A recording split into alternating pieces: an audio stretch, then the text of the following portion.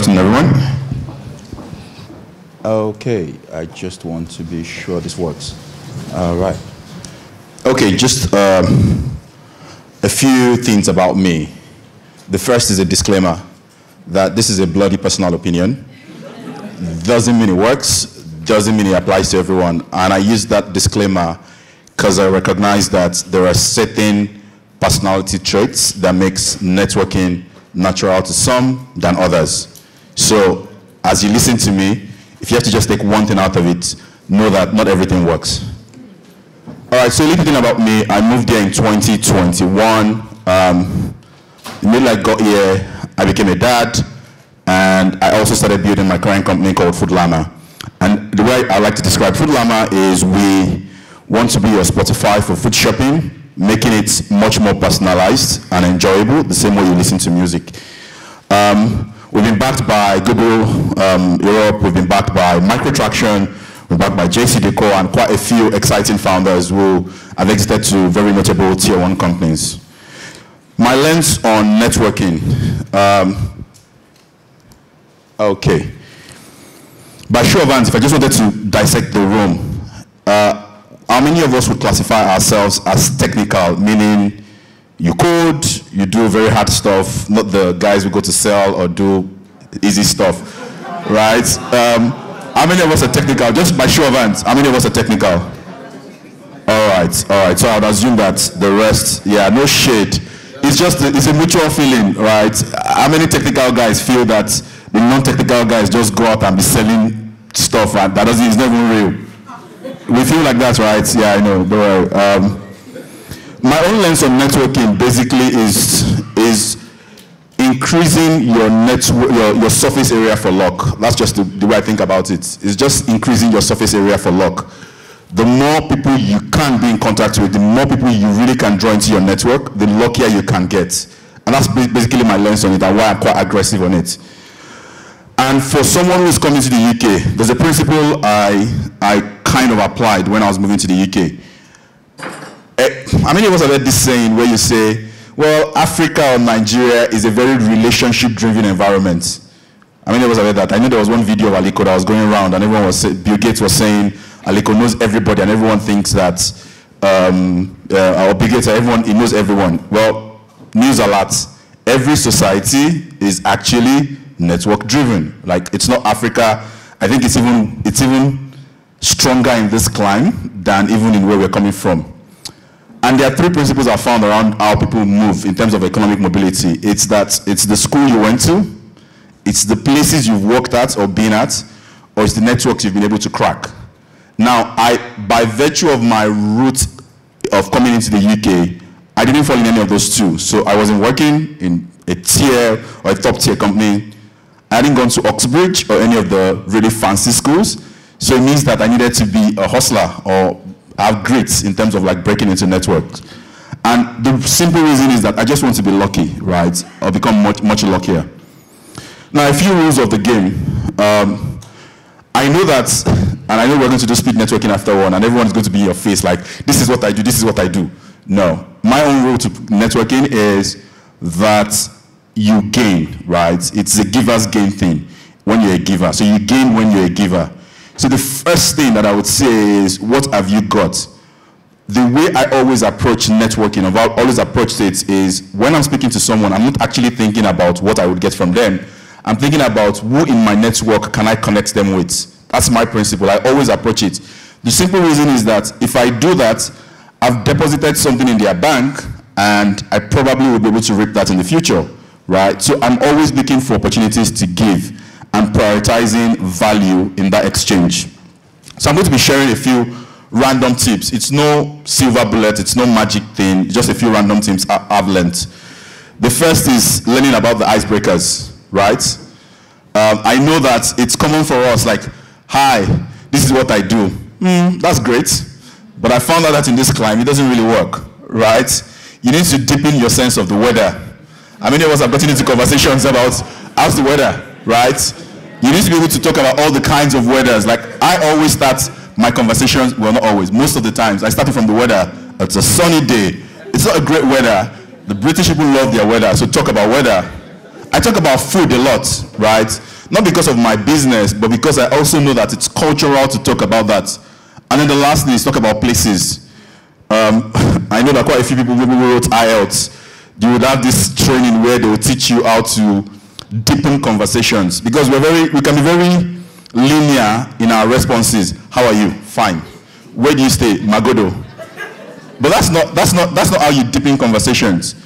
It's typical for a British person or someone who lives here to say, where do you stay? Well, I live in Magodo, south side of this, 1 minute from the beach, where Prince Charles came to the beach 2 years ago, because you're finding congruency, opportunities for conversation. And so you need to deepen your sense of places also. I know that eventually you'll write living in the UK test, so maybe it's also double stuff that works for you. Random tip 2, offline events work like this, right? They really work. But you can be very strategic in terms of how you look for offline events that work. And this is something I've applied very well. The first is Google searching events, and this is the query to use. Top the name of your industry or the skill you're looking for in your city, right? I say that because I found my own co-founders online before I moved into the UK, right? I found my co-founders on a co-founder matchmaking site just by doing the same principle. So it's not theory, it's worked stupendously well for me. And then I have a rule of 13 when I go for physical events. And my rule of 13 is 10 plus 3. And I break it this way. There's nothing superb about it. It's just that when I go for events, I try to max out my superficial conversations at 10, and I have 3 deep conversations. The reason is that you really can't expand your network continuously in perpetuity. You're going to run out of space. Even Jesus Christ, of those of the Christian faith, had 12 disciples, right? So you are going to run out of bandwidth or network bandwidth. What I try to do is that I quickly decipher, is this someone going to be my 3 or going to be my 10? And when it is 10, it's very difficult for you to have follow-up conversation with someone if all you did was have 2 minutes conversation with the person. It's really hard. But if you had a conversation for 30 minutes with someone, it's much easier to actually build a follow-on conversation. This worked for me because when we got backed by Google, there was one person I met at an event who was one of the key decision makers. We ended up speaking for 2 hours at an event because this was someone, we were not speaking about what my startup was doing, we were just talking about life in general, having kids, getting patents, how some of the systems don't work here around bureaucracy, and it became our biggest advocate internally when we applied. Please, the other thing I find is, this is something that if you've gone for events, particularly events that I have people of other color, I find this is something I would say that don't do. Immediately we get in a room, we're looking around, who's the other black person, who's the other black person there, and you want to go and associate with them. It's great sometimes. I'm not saying leave the community, but be confident enough to walk up to other colors and have conversations. The one that I don't really like is when you go for events and you can see where all the black people stand out and congregate. No, that's not how you really win at this game. Random tip 3, join offline networks. I'm in quite a few networks that I'm very active in. Again, to find the relevant networks, query, top the founders or the executives in your industry, in your city. When you find the name of the people that you're looking for, find the network that they're active in your city and try to join those networks. Quite a few networks that I've joined by just using this. There are some of them that are paid. There are quite a lot of paid networks. And a free tip, I've not done the actual research, but I don't think there's any city in the world that has more private members club per square mile than London, right? So it means that people really break into things through networks. And don't just blend in, volunteer, stand out and volunteer. Every network I try to join, I'm very quick to start volunteering.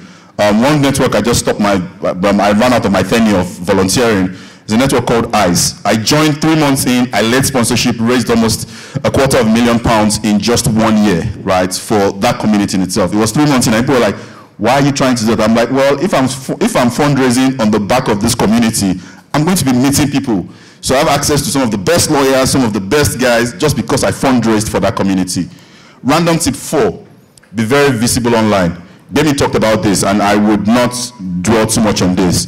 But it's also a trick that I use around outreaches, ensuring that you are commenting on people's comments or posts on LinkedIn, wherever, particularly industry leaders, because that's how people also are gauging if you're valuable or you'll be a valuable ad or someone to grab coffee with afterwards.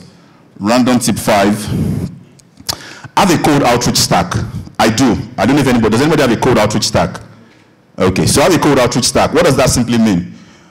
Cold outreach actually works. It really does work. And I'll talk about my stack. You can have how many of us use Zapier here? Does anybody use Zapier? Okay. So it's quite easy to set up a cold outreach stack using quite a few tools. So I'll tell you what mine looks like. It's a combination of LinkedIn, Lemlist. So what Lemlist does is that people that I find quite interesting for my industry, for my business, I've searched for them. You could use Lemlist. There are a few other solutions. There's another one called Phantom Buster. And what it does is that it automates the scraping of the contacts and imports them into Lemlist. And it automatically does a set of actions to build relationship with them. So it can connect with them automatically. It can intelligently curate the results. And then I also then connected that to Zapier in such a way that it's always reading my responses. And once it detects emails in that, it automatically adds it to a workflow of a Google spreadsheet that automatically gets added to like a calendar. It's quite automated. Like I've done that for a bit. And what it does for me is I just show up to meetings sometimes and I quickly try to reestablish contact. Okay, that's the conversation that led there. Sometimes people have said, that text looked quite cold. But it's okay people will be impressed when you tell them what you've done to actually reach out to them. And it really works.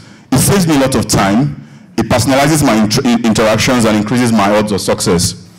And then the last tip, because I'm quite mindful of time, I've glossed over quite a few things. But the last tip I would say is measure your progress. Really, I have multiple worksheets, like sometimes I even lose track, to be honest.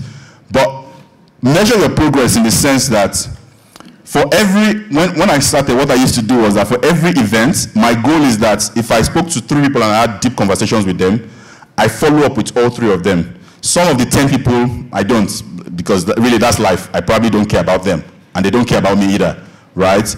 But of the 3, I try to make sure that I follow up with them. And I have a sequence of actions that I also do in terms of following up with them. And sometimes I give up. Some people don't want to be followed up with. And that's okay, right?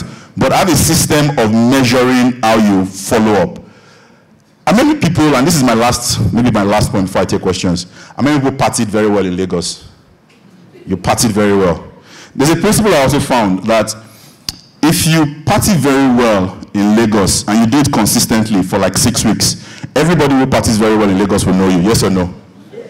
Everybody will just get to know you. And that was my own measure, my own indicator of success. Like, I think I can confidently say that I'm 1 degree away from every key person in UK tech, right now. And that's it's either I directly know the person or I know someone who does. And that for me was a very good way to, I've tested this in many people requesting for help, like, oh, I need to do, like, oh yeah, I know the person, oh, I know someone who does, right? And that was my own indicator, because the reason why I wanted to do that was that I wanted to break into this ecosystem and be recognized as a force. And I did it consistently with the principle of partying for 6 weeks. Because now, when you do it for 6 weeks, you've just forced your face in the faces of people. So even people sometimes might say, I don't really know him, but yeah, I've seen him somewhere, oh yeah, I know him, oh, he does know someone. And that, ladies and gentlemen, is my own presentation for how you network your way to growth and to success. Brilliant, thank you. We have time for just a couple of quick questions. Over at the back.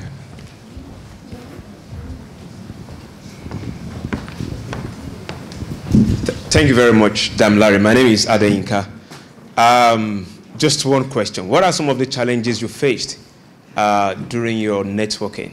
Probably the major one that probably wanted to throw you out of your feet, but you bounced back. A major challenge. Okay. I don't know, like time? Oh, so yeah, okay, I think I can answer that question. So, I think it's really time, to be honest. Like, there can be quite a lot of competing stuff, and you still have to be building, right? So it's figuring out what's optimal and what's time. And I do this a lot. It's not uncommon for people to say that they saw me at 3 or 4 events in one day. It's not quite uncommon, because I'm a butterfly. Like, I can jump in here, 10 minutes, I've already identified the 3 key people I want to meet. And I also do a lot of pre-event preparation, where I know this event is great, but it's only 2 people that are of value to me, right, at that event. So once I meet those 2 people, yeah, diminishing return, the event doesn't really, so I jump. I think the simple answer is time, and I've just figured out a way to spread myself thin without spreading myself too thin. Yeah. Hi, I'm Amina, and most British people would say Amina, but whichever works. Nigerians will say Amina. So my question is, you seem to be someone who is very bubbly and someone who can just go out there and then get your way, navigate around with people. What about the other people, the group of people who find it really, really difficult to just, you know, find themselves in a room like this and start a conversation with someone?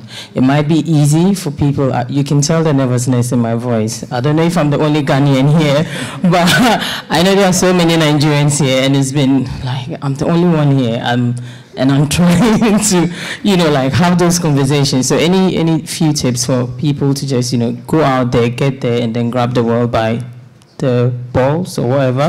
Thanks. Or any part of the body, yeah. Great question. The disclaimer I gave was, I do recognize that personality traits does factor significantly into being able to do this. What I would recommend is using technology to do quite a bit. So in the very early days when I got here, I used to achieve a lot with Lunch Club. Anyone knows Lunch Club?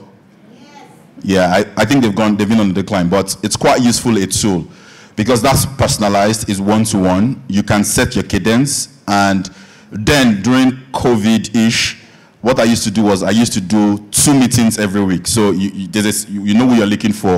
And I think that one-to-one can be a way that you gradually get into the flow before you now start getting into events and meeting. But I think technology can do. LinkedIn is the most underrated social network, like so underrated. Like the quality of people you can reach out to with no blocks, it's ridiculous. All right. So much.